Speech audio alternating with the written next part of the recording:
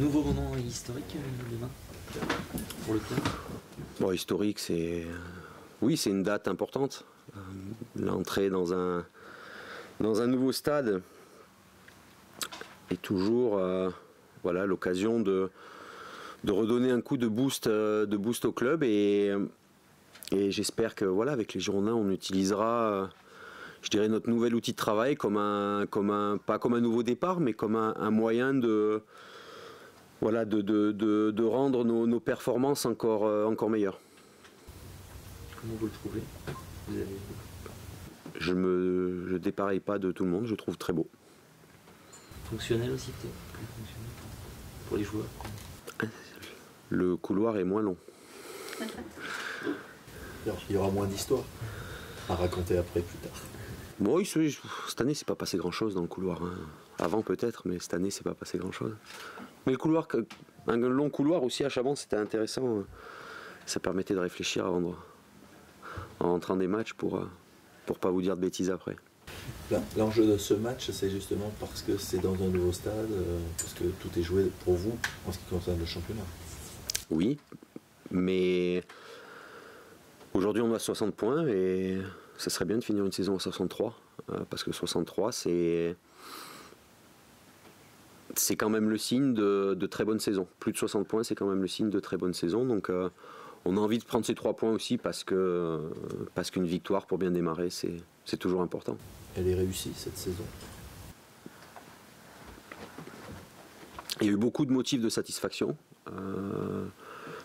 On a eu aussi aujourd'hui on a la certitude que cette équipe a le potentiel de faire beaucoup mieux. Mais qu'il y aura certains moments dans la saison où il faudra savoir gérer un petit peu mieux.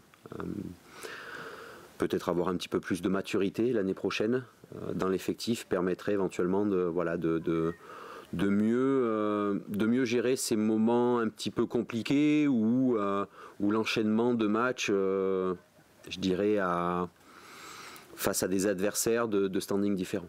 Sur un plan personnel, comment vous avez vécu votre première saison sur un banc de Ligue 1 ? Je dirais que les joueurs m'ont rendu la tâche facile cette année. Quand vous avez à diriger un groupe de mecs bien, c'est toujours plus facile. C'est jamais, attention, c'est jamais le grand amour non plus tous les jours. Hein. Mais au moins vous pouvez travailler sur la durée avec des mecs comme ça et pour ça c'est un vrai motif de satisfaction. Par rapport à votre idée de jeu, tout ça, le début de saison, est-ce que vous êtes obligé de vous adapter à la Ligue 1 ou vous réadapter? Il a surtout fallu s'adapter aux problématiques d'effectifs. C'est pas la Ligue 1 qui fait que on doit s'adapter, c'est toujours l'effectif à disposition. Et le fait que ça soit assez fermé, ça vous empêche peut-être vous d'être plus ouvert par rapport à ce que vous avez envie de faire? On a vu que non, ça pas forcément. Fait, mais bon. Pas forcément, non, je trouve que c'est pas le championnat qui fait qu'on doit s'adapter, non, c'est les joueurs dont vous avez à disposition. Si vous avez...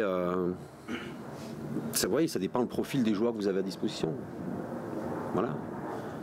Nous, comme je dis, il ne faut pas oublier que Diabaté, c'est que 13 matchs cette année et que Jussier, c'est 0. Donc il a fallu s'adapter à ça. Vous avez utilisé presque tous les systèmes, les animations qui existent. Et tous les joueurs. Et tous les joueurs.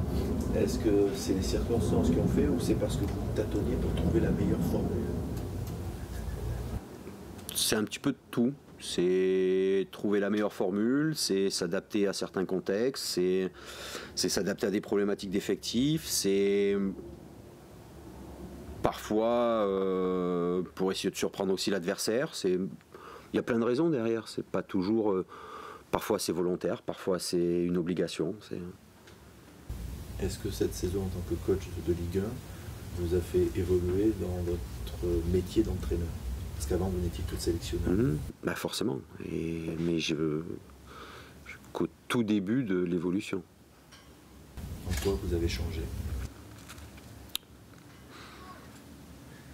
Peut-être un petit peu plus patient qu'en début de saison. Ou prendre certaines choses avec plus de légèreté. Voilà. Il faut savoir. Sinon sinon on peut vite se rendre malade. Vous êtes assez réactif au contexte quand même. On l'a vu encore samedi soir à Lyon. Vous aimez un peu titiller, ça fait partie de votre personnalité? Non, j'aime pas titiller. Mais quand je juge, comme beaucoup de gens d'ailleurs, ce qui m'a rassuré, je me suis dit que j'étais pas le seul con au moins. Quand on voit le football français un peu en difficulté par rapport à certaines choses, c'est, même si on sait que derrière on va s'en prendre encore plein la gueule, c'est notre rôle aux acteurs du foot de souligner les dysfonctionnements tout simplement. Vous avez pu échanger un petit peu ou pas du tout? Ben non. Non. Mais c'était pas le début d'un échange. C'était simplement un constat. Moi, on voit en Allemagne, l'Allemagne a eu des problèmes d'arbitrage il y a quelques années. Ils ont su faire table rase avec l'aide et le soutien des clubs derrière. Et aujourd'hui, si le championnat allemand est un des meilleurs championnats d'Europe, c'est aussi parce que l'arbitrage allemand est un des meilleurs en Europe, tout simplement. Il y a une corrélation. Il est professionnel? Bien sûr. Donc vous plaidez pour ça, dans la réforme du football français? Ça ne changera rien. Qu'un arbitre soit professionnel ou pas, ça ne changera rien. Parce que l'arbitre, avant d'être arbitre, c'est un homme. Et si avant, à chaque fois de prendre un sifflet, il sait que sur chaque décision, sur des décisions litigieuses, peut-être, il va s'en prendre plein la gueule pendant 15 jours ou 3 semaines, bah, c'est humain de parfois être un petit peu submergé par ces choses-là. Le fait qu'à partir de la saison prochaine, il n'y ait plus que 2 équipes qui descendent, 2 équipes qui montent entre la Ligue 1 et la Ligue 2, c'est une bonne chose? Qu'est-ce que ça change en fait? Je sais pas. Moi personnellement, je sais pas ce que ça va changer. C'est peut-être un peu, ça risque de... C'est pour limiter peut-être ce qu'ils appellent les incidents industriels, mais est-ce que priver une équipe de Ligue 2 de pouvoir monter en L1, c'est pas aussi un incident industriel? Enfin, faut le voir dans les deux sens, et je suis pas assez compétent, j'ai pas assez de recul sur les choses pour donner mon avis là-dessus. Pour revenir à l'effectif, il y a encore quelques joueurs qui sont en fin de contrat dont on ne connaît pas l'avenir, notamment Abdou Traoré. Est-ce que vous souhaitez qu'il reste? Oui. Ouais. Vous avez fait il y aura une proposition? Oui.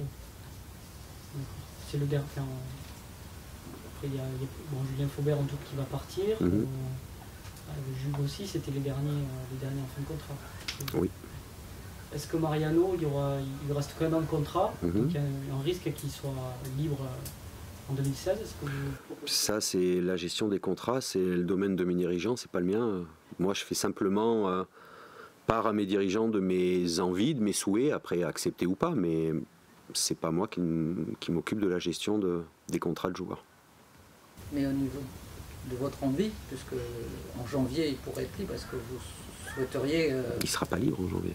Enfin, il restera libre de signer. Il est libre de signer, mais il ne sera pas libre. Voilà. Mais ça peut orienter... Moi, le club connaît... Lui à long terme ou pas, le club connaît mon opinion sur Mariano. Après, c'est de la politique de club, mais pour ça, il y a un actionnaire, il y a un président, et ils n'ont pas besoin d'un entraîneur pour ça. Et quelle est votre opinion sur Mariano? Que j'en suis très content. Voilà. Surtout en deuxième partie de championnat. Mais c'est un joueur qui participe beaucoup au jeu offensif, et on a besoin de latéraux qui savent se projeter vers l'avant. Et sur la deuxième partie de saison, Mariano a confirmé pour moi que c'est tout simplement le meilleur arrière droit du championnat de France. Diego Roland dit ce matin au journal Sud-Ouest qu'il verra après la Copa América. Est-ce qu'il a une bonne sortie ou pas? Mais il y a personne qui a un bon de sortie, personne n'est obligé de rester. Bordeaux ne doit pas être un club qui doit forcer les joueurs à rester ou forcer les joueurs à partir. Bordeaux, c'est un club, si demain il y a des joueurs qui s'éclatent à Bordeaux, prennent une dimension importante et que des grands clubs se manifestent, je ne vois pas pourquoi le club les empêcherait de partir. Mais il faut y trouver son compte, bien sûr. Personne n'est indispensable. Pas même l'entraîneur. Vous avez évalué à combien de recrues pour l'année prochaine, votre effectif? C'est comme je vous ai dit, c'est une problématique de dirigeant, pas la mienne. Et vous, il y a un souhait forcément. Oui, que j'ai transmis à mes dirigeants. Nous, on n'a pas le droit de savoir. Ça servirait peut-être à écrire avant du papier, mais ça ferait pas avancer le schmilblick. Si tout se passe bien, vous allez jouer un tour préliminaire fin juillet, début août. Oui. Même deux. Juste avant le championnat. Oui, mais le premier tour, c'est juste avant le championnat. Est-ce que vous avez envie d'avoir votre effectif prêt à ce moment-là, à part Roland? Bien sûr, j'aimerais l'avoir dès lundi, mais parfois c'est pas possible. Donc on s'adaptera. On s'adaptera par rapport au retour aussi de Copa América, retour du championnat d'Europe Espoir de Isaac. Mais on a Chèque qui va revenir. Et puis on a d'autres joueurs aussi à disposition. Et puis il y aura forcément des recrues, parce que chaque année il y a des recrues. Mais à savoir à quel moment l'effectif sera au complet, ça je peux pas y répondre. Forcément, moi en tant que technicien, je préférais l'avoir le plus tôt possible à disposition. Mais je comprends tout à fait les problématiques des dirigeants. Est-ce que par rapport à ce premier tour, vous avez fait 2 programmes de reprise ou comment ça s'est passé? Il y avait une architecture de programme pour tous les cas de figure, et après c'est surtout les contenus qui peuvent être modifiés, les charges de travail qui peuvent être modifiées par rapport à la date du premier match officiel. Vous ferez beaucoup de matchs amicaux ou... On est encore en pourparlers puisque nous il faut qu'on attende un peu le dernier moment pour les programmer par rapport au match officiel. Mais dans l'absolu, on aimerait faire 4-5 matchs amicaux. Avant bien sûr le tour préliminaire. Avant le tour préliminaire. Ça serait dommage que ça motive les clubs à jouer à fond l'Europa League. Parce que l'Europa League, on doit la jouer à fond parce qu'on en chie toute une année pour y arriver dedans. Donc, et puis, c'est comme de dire à quelqu'un, engage-toi dans cette compétition, à un club, engagez-vous dans cette compétition. Si vous gagnez, il y a 500 millions d'euros à gagner, mais par contre, vous êtes 350 équipes. La chance de gagner l'Europa League est plutôt réduite. Est-ce que l'équipe qu'on a vue tout à l'heure débutera samedi soir? C'est une possibilité. Peut-on nous le dire pour la dernière? Pour le dernier match. Pour le dernier match? Alors c'est l'équipe qui démarrera demain. Ouais. C'est plaisant d'avoir une dernière semaine sans mauvaise pression. Non, parce que déjà il y a encore un match à jouer. Parce que justement, quand la pression retombe, on a l'impression d'être un petit peu moins sur le qui-vive, moins alerte par rapport aux événements. Non, c'est pas une bonne chose aussi parce qu'il faut prévoir la saison prochaine et que voilà, c'est une semaine un peu délicate à gérer. Heureusement, sans gros impact pour l'avenir du club, mais c'est délicat à gérer parce que c'est le manque d'habitude. Voilà. Il nous a semblé que les joueurs avaient beaucoup d'envie à l'entraînement, qui n'étaient pas déjà en vacances. C'était votre impression aussi? Oui. Donc ça c'est quand même positif. Je pense que tout le monde a envie de fouler, que ce soit 90 minutes ou même 1 minute ce stade demain. Voilà. Donc du coup vous avez construit une équipe relativement offensive, maintenant c'est 20 milieux du terrain, 4 attaquants sur le terrain. Oui. Privilégier le jeu offensif. Non, c'est parce que je pense qu'Henry, dans un poste aussi comme ça de numéro 8, peut être un vrai élément fort pour ses qualités de passe, qualité de conservation du ballon. Il a quand même des qualités techniques au-dessus de la moyenne et je pense que ce poste numéro 8, même, c'est aussi dans le futur, c'est peut-être aussi une possibilité. Ouais. C'est pas simplement que pour ce match-là, pour faire plaisir à Pierre-Paul ou Jacques. Avec le nouveau stade, vous espérez peut-être franchir un cap aussi au niveau des ambitions. Est-ce que le but l'année prochaine, ce sera de se battre avec des équipes comme Saint-Etienne, Lyon, Marseille, Monaco? L'ambition est toujours là. Après, il y a quand on parle d'ambition, il y a toujours la deuxième case, l'autre balance, qui sont les moyens. Mais aujourd'hui, je pense que il ne manque pas grand-chose pour concurrencer, je ne veux pas dire la tête du classement, mais peut-être voilà, Saint-Étienne qui peut peut-être finir à 3 points ou 6 points de nous. Il ne manque pas grand-chose, oui. Il ne manque pas grand-chose. Mais il faut... Saint-Étienne a été meilleur que nous cette année sur la régularité. Voilà, c'est une équipe qui est restée régulière. Nous, on a alterné un petit peu les très bonnes périodes et les périodes beaucoup plus difficiles. Mais est-ce que l'année prochaine, l'objectif, par exemple, sera la Ligue des Champions? Ou encore être européen? On ne sait même pas si on va encore jouer la Ligue Europa cette année.